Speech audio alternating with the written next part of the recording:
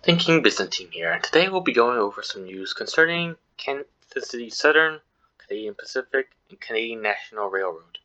Now, before we get into this article, I'd like to say that I am not a financial advisor. This is all my own opinion, and please do your own research before making any financial decisions.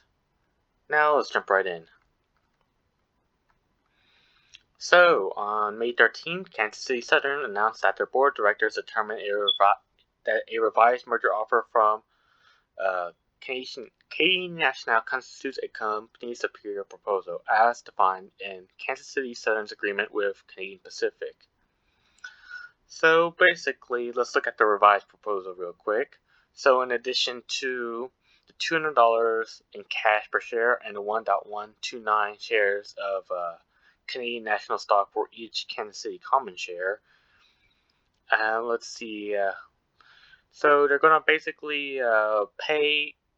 This Canadian National is gonna pay or reimburse Kansas City Southern $700 million for the termination fee to Canadian Pacific under the merger agreement with Canadian Pacific.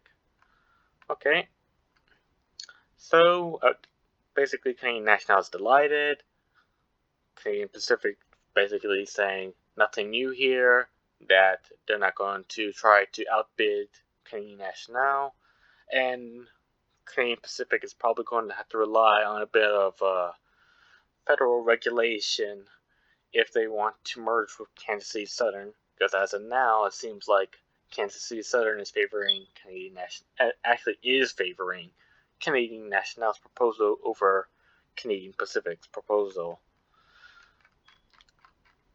So let's also take a look at the new math. If for some reason Canadian Pacific's proposal somehow gets through, like let's say the government strikes down Canadian National's attempt to merge with Kansas City Southern, so Kansas City Southern goes back to Canadian Pacific.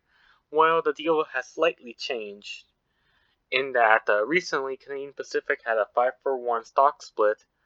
So instead of getting around 0.489 Canadian Pacific shares in this slightly revised deal, I guess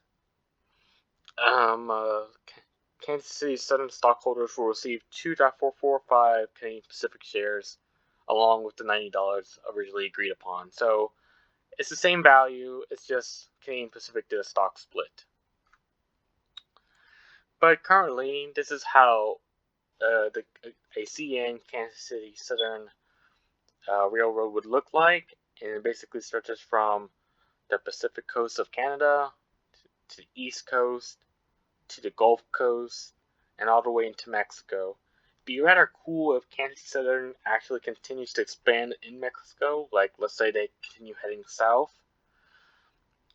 It would be rather interesting if somehow Kansas City Southern can connect to the Panama Canal, but I really doubt that would be a thing, as probably a lot of those countries would see this super company, Canadian National, Kansas City Southern, as too powerful if this new company tries to go all the way to Panama Canal. But that's just an interesting thought, if they could actually pull it off. But in any case, this is Canadian Pacific's stock price currently. It's not down that much from previous day's trading, or Friday's trading. And here's Canadian National. And then here's Kansas City Southern. So with this firmer agreement to the Canadian National proposal, Kansas City Southern and Canadian National will be trading in tandem as they are linked together. While Canadian Pacific stock is not bound by KSU anymore. So this is Thinking Byzantine, and have a good day.